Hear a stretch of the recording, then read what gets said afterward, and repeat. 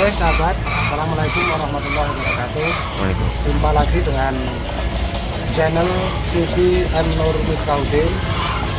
Saat ini hal yang perlu kita kaji, kita pelajari dari kebun Profesor Jayadi adalah permasalahan daripada bagaimana merawat tumbuhan dengan baik. Hal itu yang banyak sekali menjadi kendala bagi pekurma yang ingin merawat tunggalannya.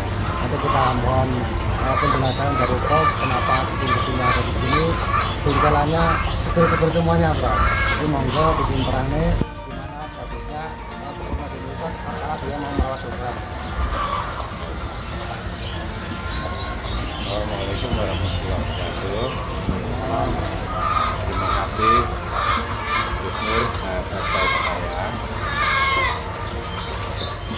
Hari ini saya coba sedikit bercerita dan berbagi bagaimana cara merawat dongkelan kurma setelah tiba di tempat kita masing-masing.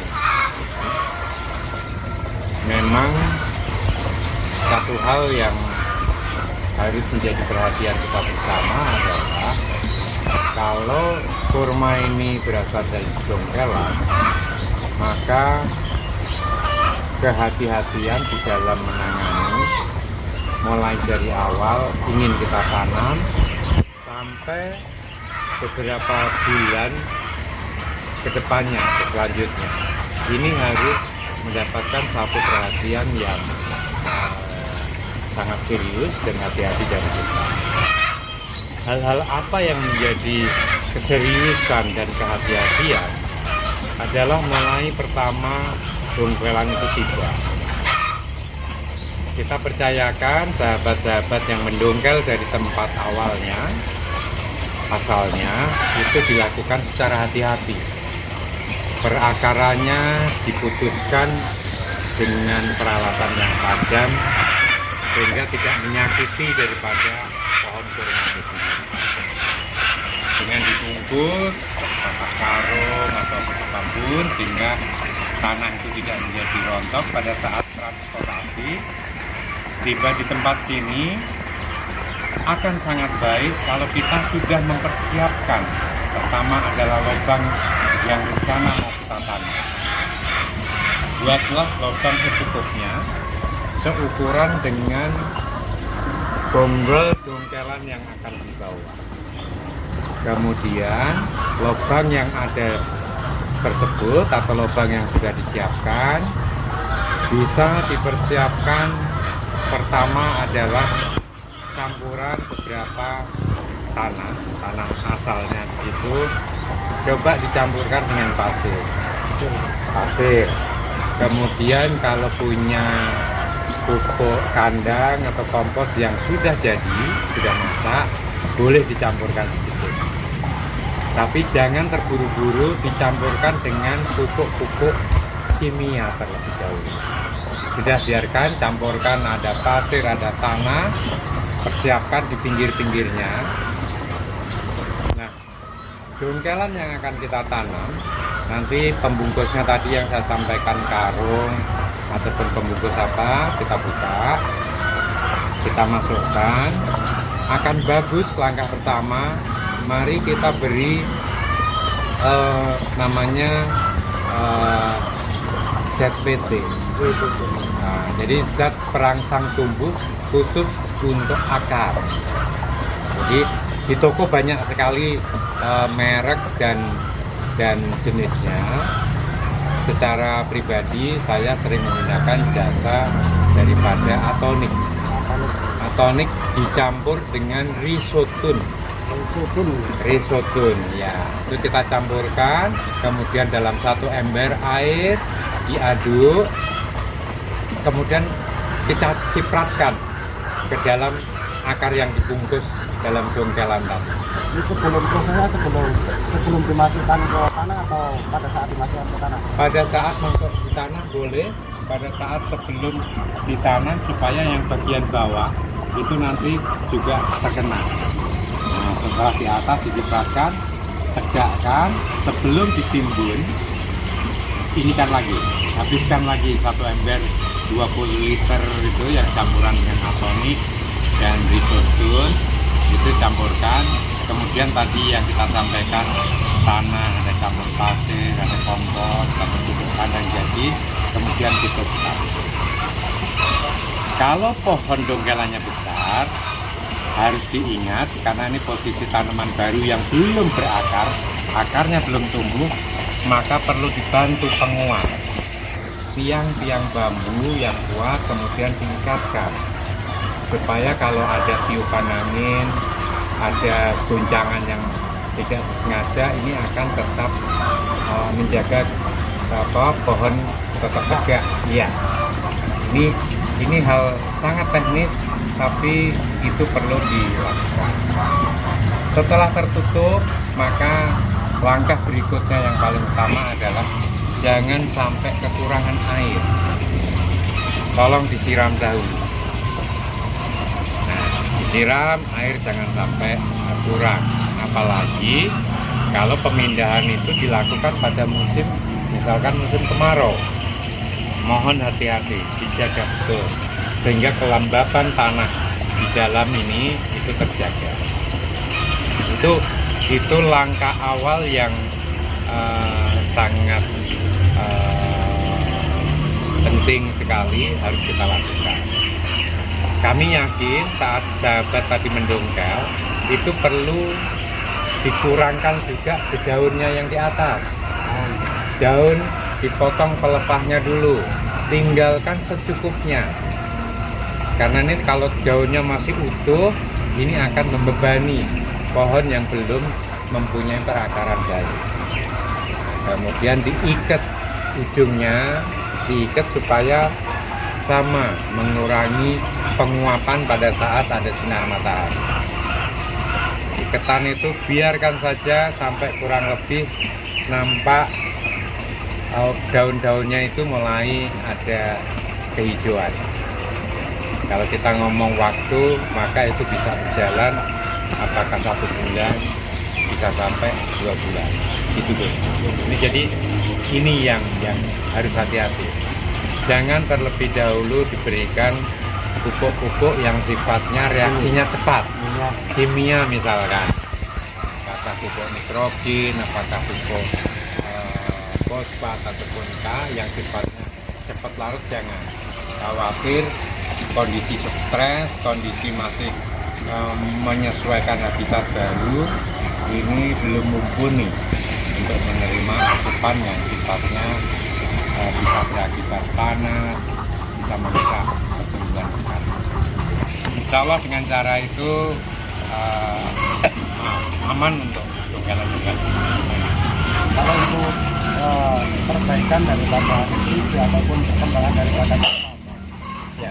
Ini kan kita lihat tadi di luar itu kan kondisinya sudah mulai berbuah, Pak. Dari mulai dongkel yang sudah berbuah barangkali kan, sampai berbuah kembali kira-kira membutuhkan waktu berapa bulan, Pak, atau berapa tahun kira-kira? Baik, terima kasih Gus. Ini yang saya senang sekali dengan hal yang ditanyakan, karena banyak kecenderungan sahabat.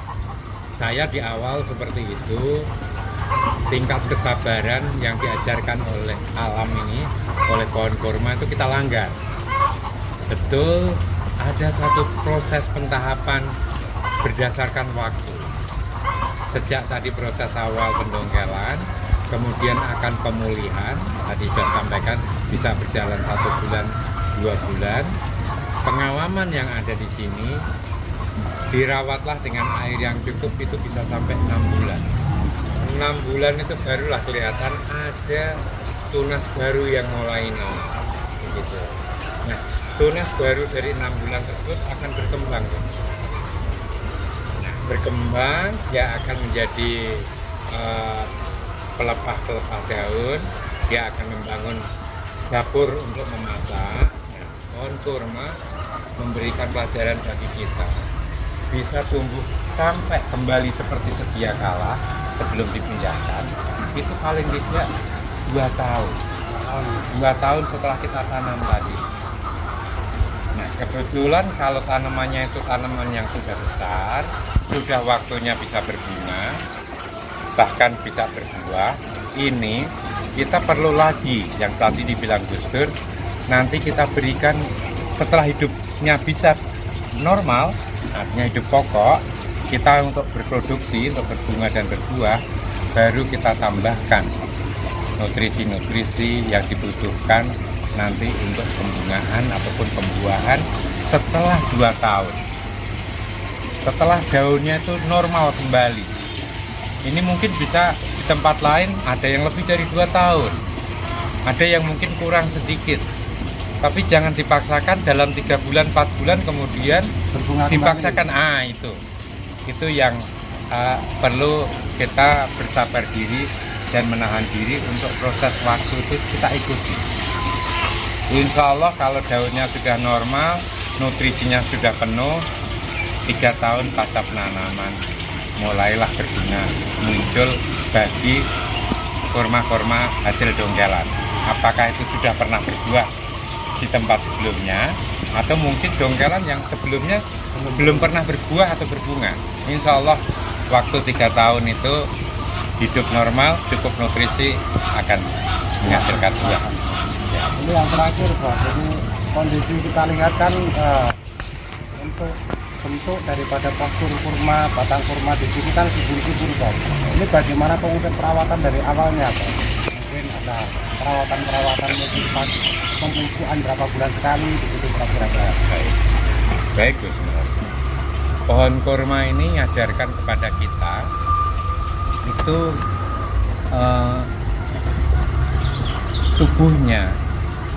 Pohon kurma itu memberikan sinyal-sinyal tertentu. Jadi bentuk pohon kurma itu dari bawah mulai membesar, kemudian lurus tegak. Jadi kalau nanti kita dapatkan sudah mulai dari bawah cuman lurus saja, ini mencirikan aduh saya sepertinya kurang makanan gitu. Nah alhamdulillah di sini kami belajar dari pohon kurma. Maka satu yang penting itu adalah tolong tanahnya kita sesuaikan. Tanah kita ini tanah yang di lingkungan kita masing-masing ini apakah padatan atau sebaliknya terlalu poros gitu. Nah, kurma ingin tidak padat tapi juga tidak ingin poros banget. Nah, jadi tanah, tekstur tanah, fisik tanah harus kita perbaiki di awal. Nah, salah satu perbaikan fisik tanah yang relatif mudah didapatkan, biaya masih terjangkau, itu udah komponen pupuk kandang gitu. Jadi kalau pupuk kandang ditampur tanah yang padat, tambahin pasir sedikit, tambahin kerikil-kerikil sedikit, itu nanti aerasinya akan mudah untuk perakaran lalu lintas di dalamnya. Tapi kalau tanahnya itu kompak, padat banget, maka lalu lintasnya jalan mentok. Ambil pupuk kandang, campurkanlah. Nah, pupuk kandang itu juga sekaligus selain memperbaiki fisik, dia sebagai nutrisi. Kalau sebagai nutrisi artinya kan setiap saat keluar zat yang dibutuhkan oleh kurma, nanti dia akan habis. Nah, mohon kurma itu bisa 4 bulan sekali, bisa 6 bulan sekali. Pemupukan untuk bahan-bahan organik.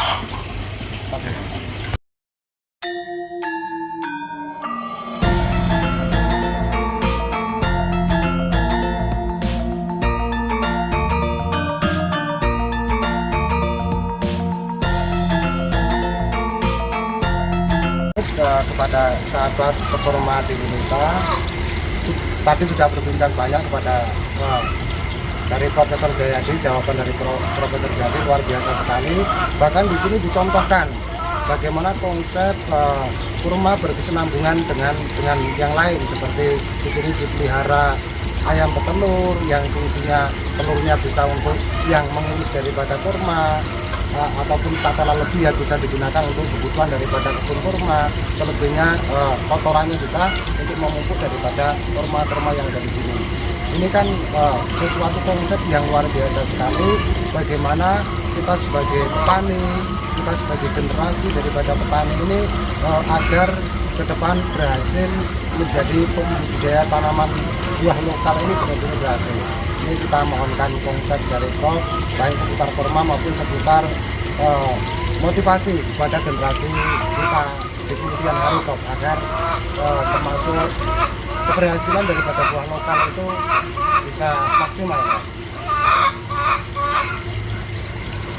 Sebelum lebih jauh dengan hal-hal yang Gus Nur tanyakan tadi, di awal saya ingin menyampaikan demikian. Tani itu keren, petani itu hebat karena hidup untuk menghidupi. Sehingga kalau kita semua ingin keren dan hebat, jadilah petani. Ya, itu tidak terbantahkan. Baik, jadi ini sebenarnya Gus, satu tatanan yang sudah berumur mungkin ribuan tahun. Kakek, nenek, atau nenek moyang kita dari dulu sudah mempraktekkan, menjalankan bagaimana mengelola pertanian itu sudah dengan cara yang bagus sekali, yaitu cara yang bisa berkesinambungan, berkelanjutan, atau bahasa biasa disebut anak-anak petani milenial adalah sustainable. Nah, jadi petani-petani dulu itu selalu ada saja di dalam usahanya itu, jarang sekali kita temukan hanya mono usaha. Selalu ada satu keterpaduan, selalu ada integrasi satu dengan yang lain. Persis untuk kurma pun bisa kita melakukan hal yang sama. Tidak harus identik kurma kemudian semua kurma di lahan yang terbuka, panas dan sebagainya.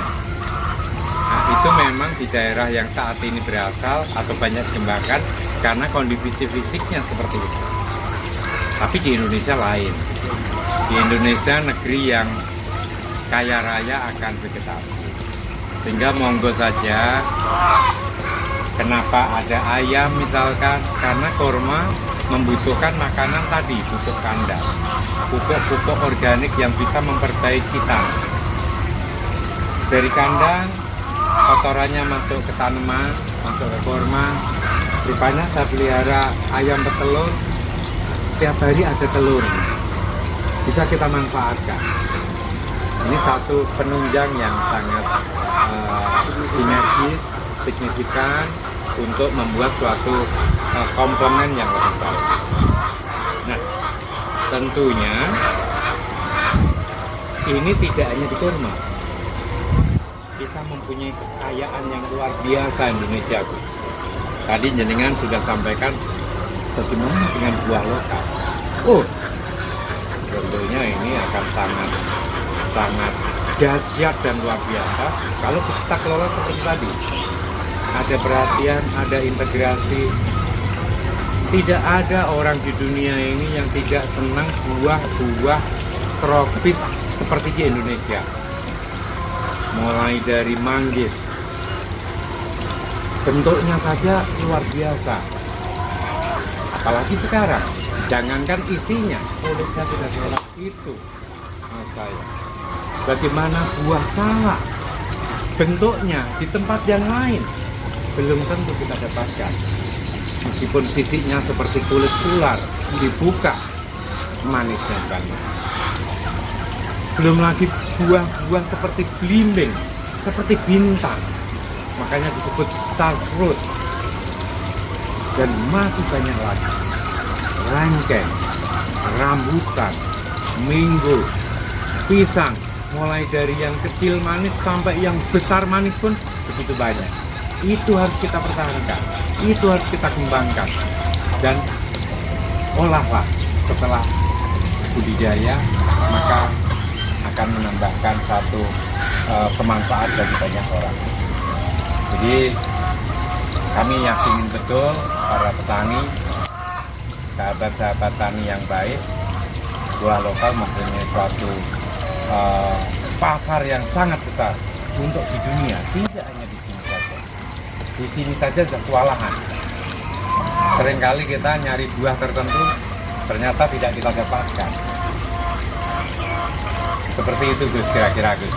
Jadi integrasi di sini ada kolam, airnya kita ada musim kemarau, bisa kita gunakan untuk penyiraman.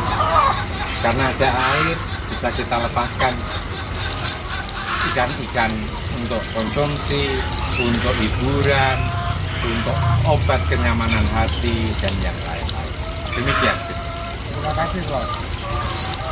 Sahabat inspirasi tanaman Nusantara di channel Nur Mutaudin.